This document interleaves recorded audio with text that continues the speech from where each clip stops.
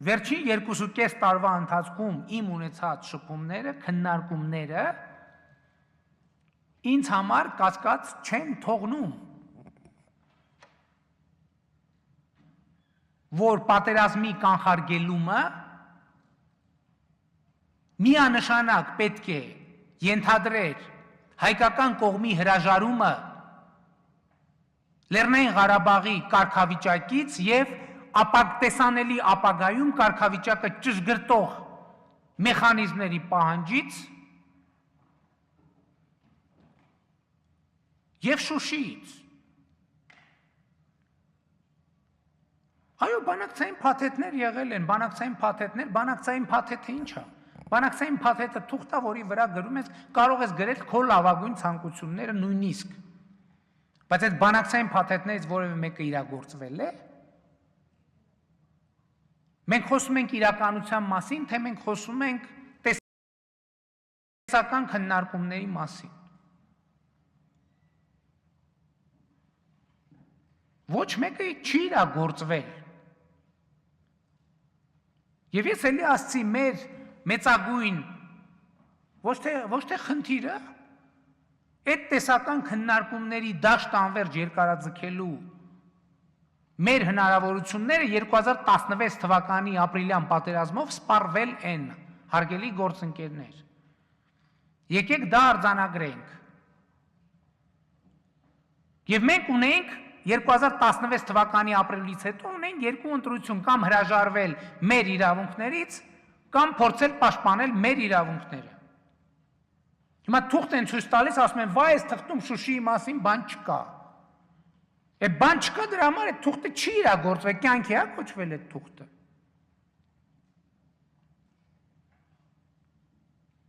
Այնքան թղթեր կան, Կազանի թուղթն էլ կա։ Կյանքի է կոչվել այդ թուղթը։ Դրանից առաջ մի հատ ուրիշ թուղթ էլ կար, կյանքի է կոչվել այդ թուղթը, որևէ թուղթ կյանքի կոչվել է, իսկ ինչի կյանքի չի կոչվել, որը մեկը կարող է բացատրել, չեն ուզեցել կյանքի կոչեն, այդ լավ փաստաթղթերը, որոնք գրված են եղել, չեն ուզեցել ստորագրեն, ինչ-որ դավադրություն է եղել, ոչ, այսինքն ինչ են ուզում ասեն, ուզում են ասեն, որ ինչ-որ իրավիճակում հնարավոր է եղել ավելի լավ բան, և Հայաստանի կառավարությունը դրանից հրաժարվել է։ Ես էլ եմ ասում, այսօր առավոտյան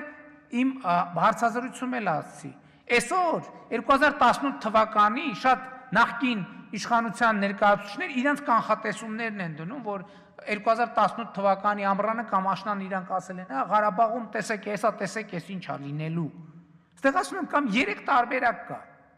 կամ իրանք մարգարե են, կամ իսկապես մենք ձեզ հետ միասին, այ բոլորով, դավադիր ենք, որ հատուկ եկել ենք, որ մեր երկրին վնաս տանք, կամ լավ առնվազն ես, դե քննիչ հանձնաժողով ստեղծեք, քննեք, կամ 3-րդ տարբերակը իրանք իմացել են, չէ, ուր են հասել, Բայց ապրիլյան պատերազմը, որ կանգնեցվեց, ոնց կանգնեցվեց, ինչի համար, ինչ պայմանով, հենց ընենց, մենք էլ որոշեցին, որ վերջ կանգնում ենք և վերջ մոռանում ենք, մեկը հասկացավ ապրիլյան պատերազմը ինչի կանգնեց, ինչ պայմանով կանգնեց, բա ասում է մեր հանրությունը հարց չի տալիս, կամ այդ ապրիլյան պատերազմը այդ որտեղից ընկավ, այդ ոնց եղավ, որ 20 տարի, 16 թիվ, 20 տարի, հա, 20 տարի այդ մասշտաբի ռազմական գործողություն տեղի չէր ունեցել, իսկ ինչ տեղի ունեցավ 2016 թվականի ապրիլին կամ դրանից առաջ, հունվարին ինչ տեղի ունեցավ, հոկտեմբերին ինչ տեղի ունեցավ և ինչի կանգնեց, ինչ պայմանով, ով ինչ պարտավորություն ստանձնեց։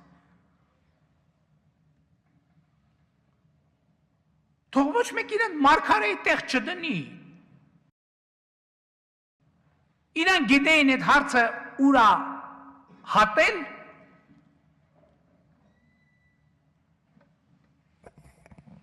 մեր սխալը գուցե նա, որ մենք բան չենք եկել ժողովրդին ասել, որ ժողովուրդ ջան, գիտեք ինձ սենց վիճակ է, Բայց մյուս կողմից էլ կարար տպավորություն ստեղծվել, թե մենք հրաժարվում ենք պայքարից։ Բայց ես ռազմական դրության առաջին օրը ասել եմ այս ամբիոնից։ Ասել եմ Ժողովուրդ ջան, հենց հիմա կարանք պատերազմը կանգնացնենք։ Ասել եմ, թե չեմ ասել։ Եվ ասել եմ, ինչ պայմանով կարող ենք կանգնացնել։ Ինչ հիմա ասում են, բախի չեք շուտ, ստեղից ասում են, ոչ։ Թուրութվան քահանաց ասում են, ոչ մի դեպքում։ Հիմա ինձ ասում են, խի չեք կանգնացրել։ Ինչ։ Հա, ճիշտ է, կամ ես կողմ, կամ են կողմ։ Այսօր ասում են դավաճանեք։ Շատ են խոսում նրա մասին և շատերը արդարացված են խոսում դրա մասին, որ ասում են, որ Ղարաբաղի հարցի հասցեագրման ժամանակ պետք է հայկական կողմը հենվեի և հենվել է 1991 թվականի սեպտեմբերի 2-ին Լեռնային Ղարաբաղ ինքնավար մարզի կողմից անկախություն հռչակագրի հետ, հռչակելու փաստի հետ և 1991 թվականի դեկտեմբերի 10-ին տեղի ունեցած հարաքվեի հետ, որով Լեռնային Ղարաբաղի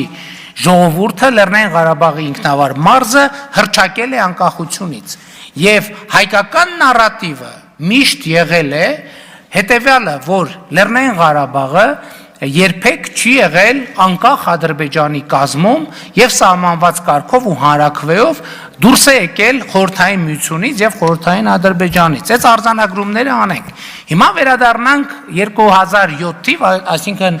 մի քիչ առաջ գնանք և մի քիչ էլ վերադառնանք, երբ Հայաստանի Հանրապետությունը որպես բանակցային կարգավորման բանակցային հիմք ընդունում է մադրիդյան սկզբունքները, որտեղ ասվում է, որ Լեռնային Ղարաբաղի ապագա կարգավիճակը պետք է որոշվի ապագայում տեղի ունենալիք հանրաքվեի միջոցով։ Սա ինչ է նշանակում։ Սա նշանակում է, որ հայկական կողմը այդ հենքը ընդունելով ապա լեգիտիմացրել է արդեն գոյություն ունեցող հանրաքվեն։ Եվ ես սրա մասին դեռ օգոստոսին այլ կոնտեքստում ասել եմ հենց Արմեն Ռուստամյանին։ Հաջորդը, երբ որ հայկական կողմը